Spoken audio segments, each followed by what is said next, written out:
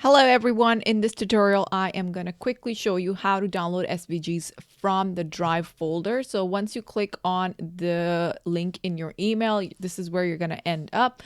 Just click on Project SVGs and you'll see the folders for all the SVG files. So this means these are zip files.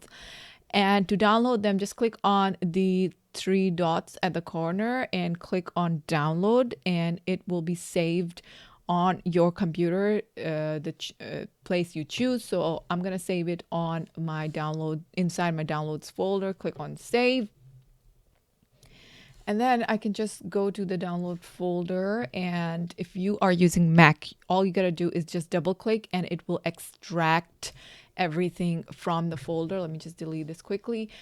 And if you're using Windows, you got to right click and click on extract all. Then you can create a special folder for this event to save all the SVGs there, or whatever is best for you. Just click on extract and you can see the SVG is inside the folder, and SVGs appear with the browser icon. So if I'm using Chrome as my browser, so that's why we have the Chrome icon. If you're using Firefox or Internet Explorer, that's what you're going to see over here.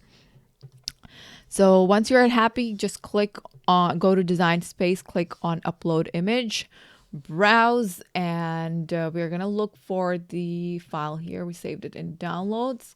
Click on the photo ornament box and just double click and it will be uploaded to your computer. So that's pretty much it. If you guys have any questions, feel free to pop in the group and let me know. See ya. Bye bye.